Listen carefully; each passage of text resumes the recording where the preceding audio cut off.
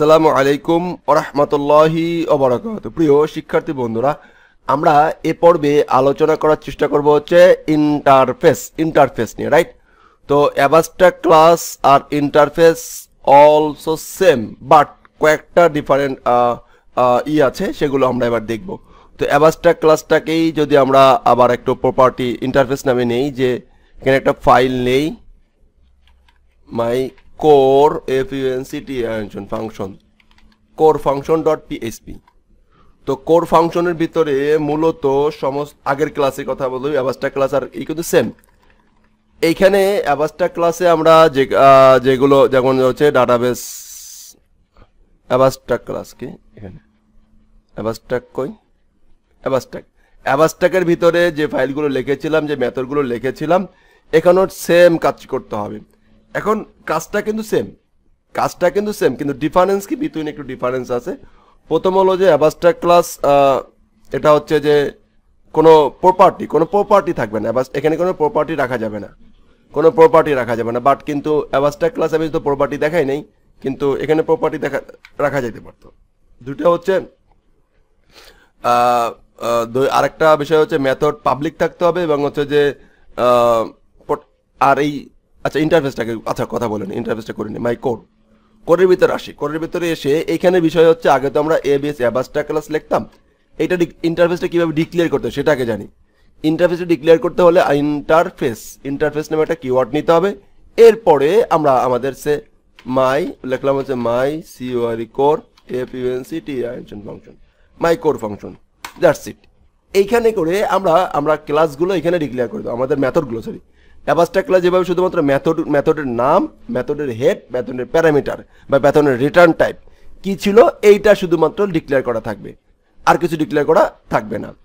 আর এখানে আরেকটা গুরুত্বপূর্ণ মেকানিজম, তা হলো যে অ্যাবস্ট্রাক্ট ক্লাসের ভিতরে আমরা প্রপার্টি যদি উল্লেখ করি নাই, বাট প্রপার্টি লেখা যাবে, অ্যাবস্ট্রাক্ট ক্লাসের ভিতরে প্রপার্টি থাকা যাবে, বাট মানে কিন্তু এইখানে হলো যে প্রত্যেকটা মেথড পাবলিক হতে হবে। ইন্টারফেসে প্রত্যেকটা মেথড কি হতে হবে? পাবলিক হতে হবে। ইন্টারফেসে প্রত্যেকটা মেথড পাবলিক হতে হবে। তো আমি যদি এইখানে যাই, এটাকে একটু বোঝানোর চেষ্টা করি, অ্যাবস্ট্রাক্ট ক্লাসে যাই, এইটাকে কিন্তু যদি প্রোটেক্টেড করি, প্রোটেক্টেড, তাহলে দেখবেন যে আচ্ছা এই দুটো আমরা পরে লিখছিলাম, তাই না? করে দেই, প্রোটেক্টেড লিখছিলাম, কি লিখছিলাম? প্রোটেক্টেড লিখছিলাম।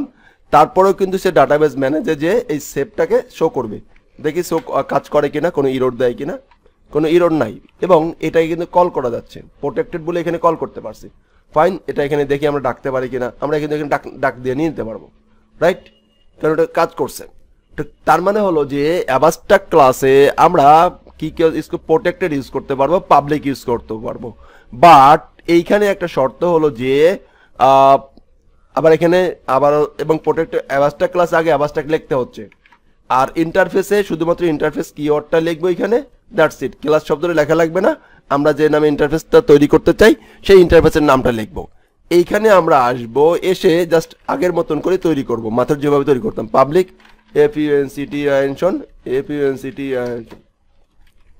ফাংশন, ওকে, মেথডের নাম সেভ,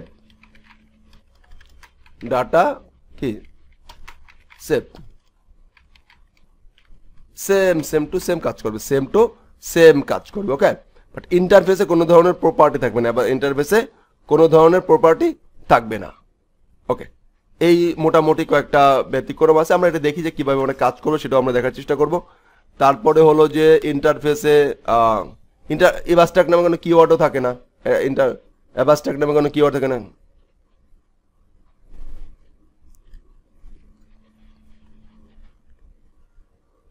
ফাইন, এবার দেখি কি করে, এটা সেম কাজ করবে, সমস্যা নেই। এটা হলো, এবং এটাকে কল করবো, এটাকে কল করার সিস্টেম কি, এটাকে আমরা কল করবো কি করে, এই ইন্টারফেসকে আমরা কল করবো কি করে। তো ইন্টারফেসটাকে এখানে খুবই একটা গুরুত্বপূর্ণ জিনিস, এই ইন্টারফেসটা কিন্তু প্যারেন্ট, এই অ্যাবস্ট্রাক্ট ক্লাস কি প্যারেন্ট, ঠিক এই ইন্টারফেসটাও কি প্যারেন্ট, ইন্টারফেসটা হচ্ছে কি প্যারেন্ট। এখন এই প্যারেন্টকে যদি কোথাও আমরা কল করতে চাই, আমরা তো এর আগে অ্যাবস্ট্রাক্ট ক্লাস কল করতে চাইলে এক্সটেন্ড করতেছিলাম, বাট এইখানে এক্সটেন্ড করা যাবে না। এটা কিন্তু আসলে বলবো হচ্ছে যে ইন্টারফেসটা হচ্ছে যে টোটালি সফটওয়্যার ইঞ্জিন আর্কিটেকচারের হাই লেভেল একটা জিনিস।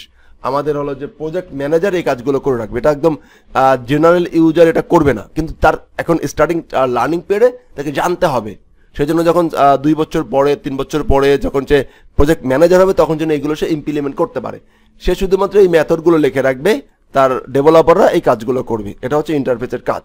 ওকে, এখন এই ইন্টারফেসটা যদি আমরা কল করতে চাই, যেমন সে ক্লাস ওকে ডাটা OPERA অপারেশন দিলাম আর কি, এটা তো আগে এক্সটেন্ড দিয়ে করছিলাম তাই না, এখন এক্সটেন্ডে করতে হবে না।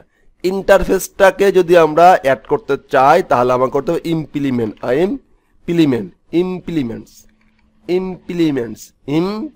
এটা দিতে হবে। ইমপ্লিমেন্টস দিয়ে তারপরে হলো যে ইন্টারফেসের নামটা দিতে হবে। ওকে ওকে, এই হয়ে গেল আমার ইমপ্লিমেন্ট। এখন যদি আমি এটাকে একটু কল করার চেষ্টা করি, মাই কোর ফাংশনটাকে,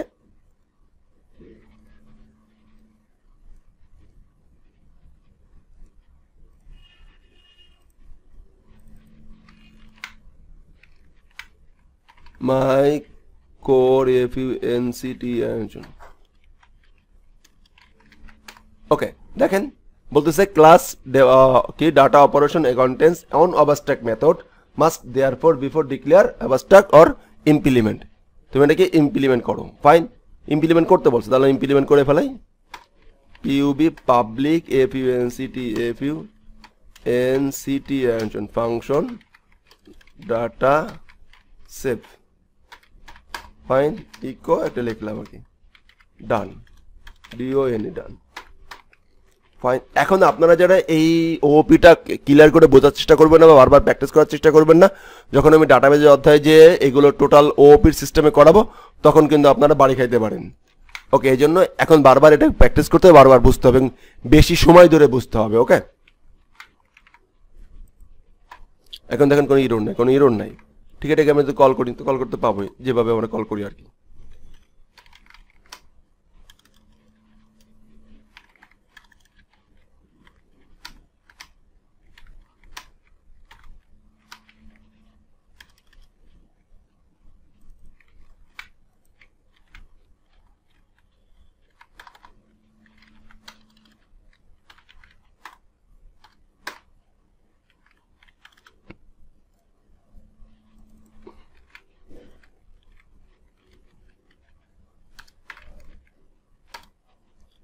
এগুলো আমার ইন্টারফেস কল করা। আপনি যখন আসলে ইন্টারভিউ বোর্ডে যাবেন তখন আপনাকে এই প্রত্যেকটা মেকানিজমে আলোচনা করতে হবে। তাহলে ইন্টারফেসটা কি বুঝলাম, এমন একটা ক্লাস, এমন একটা মেকানিজম যে মেকানিজমের মাধ্যমে আমরা মেথড ডিক্লেয়ার করে রাখতে পারবো। সেই মেথডগুলো যদি কেউ কল করে, এবং এটা অবশ্যই ইন্টারফেসটা প্যারেন্ট ক্লাস হবে, তো প্যারেন্ট ক্লাসটা যদি কেউ কল করে অবশ্যই তার মেথডের সব ভিতরে থাকা সমস্ত মেথডগুলো তাকে কল করতে হবে। ওকে, আর ইন্টারফেসে বা অ্যাবস্ট্রাক্ট ক্লাসে যে মেথডগুলো ক্লিয়ার কল করা থাকে সেগুলো মূলত ডিক্লেয়ার করা থাকে, শুধুমাত্র ডিফাইনেশন করা থাকে যে মেথডের নামটা কি হবে, সর্বোচ্চ প্যারামিটারটা কি হবে বা রিটার্ন টাইপটা কি হবে, এটা বলা থাকে। তো আমরা দেখেন প্রথমত শিখলাম, এইভাবে যে সিরিয়াল করি, প্রথমে ইন্টারফেস শিখলাম। ইন্টারফেস যখন শিখছিলাম তখন বলতেছিলাম যে ইনহেরিটেন্স যখন শিখতেছিলাম তখন বলতেছিলাম যে একটা ক্লাস একটা ক্লাস যুক্ত করা যায়, যুক্ত করার পরে সেই মেথডগুলো কি নিব না আমার উপর ডিপেন্ডেন্সি ছিল, রাইট। কিন্তু যখন আমরা অ্যাবস্ট্রাক্ট ক্লাসে আসলাম তখন বলতেছিলাম যে অবশ্যই তোমাকে নিতে হবে, এবং অ্যাবস্ট্রাক্ট নামে কিওয়ার্ড দিচ্ছিলাম। আর ইন্টারফেসে সেম অবস্থা কাজ করতেছিলাম, যে কিন্তু এখানে বিষয় হলো যে অ্যাবস্ট্রাক্ট এখানে যদি ইন্টারফেস যদি আমরা আসি যে আমাদের কোর ফাংশন ইন্টারফেস, এটাকে যদি আমরা প্রোটেক্টেড করি, PRO প্রোটেক্টেড করি, তাহলে দেখেন একটা ইরোড খাবো। অলরেডি ইরোড দিচ্ছে, দেখেন অলরেডি ইরোড দিয়ে বসে রয়েছে। দেখেন access type for interface method এত ফাংশন মাস্ট বি, হবে না, এটা হবে না। ওকে, এটা ডিক্লেয়ার করতেছে না, কিন্তু পাবলিক হতে হবে। কি হতে হবে? পাবলিক হতে হবে। এটা হচ্ছে এডিটর সাপেক্ষে ইরোডটা ধরে আর কি। হ্যাঁ, ওকে, তো এই হলো অবস্থা। তো এভাবে করে ইন্টারফেসটা আপনারা প্র্যাকটিস করবেন, বেশি বেশি করে প্র্যাকটিস করবেন, এবং আমি বলবো আমি যেভাবে করাচ্ছি ঠিক সেভাবে মিনিমাম প্র্যাকটিস করে রাখেন, কোড বুঝে রাখেন। আমরা যখন এটাকে রিয়েল লাইফে যখন কাজ করবো দেখবেন যে কত সহজে একই কোড আমরা 100 বার লিখলাম, বাট একবার এই যে একবার লিখে রাখবো, বারবার ইউজ করব। এটাই হলো মূলত বিভিন্ন ধরনের ফ্রেমওয়ার্ক বলেন, তারা কেন এত সিকিউর, তারা অনেক সিকিউর করে কোড লিখে যাচ্ছে, পরে সেই মেথডটা কল করে আমরা বারবার সেই মেথড কল করে কাজ করতেছি। ওকে, ধন্যবাদ। তো আমরা নেক্সট পার্টে দেখার চেষ্টা করবো হচ্ছে tyres static property, static method and namespace. ধন্যবাদ। আসসালামু আলাইকুম ওয়া রাহমাতুল্লাহি ওয়া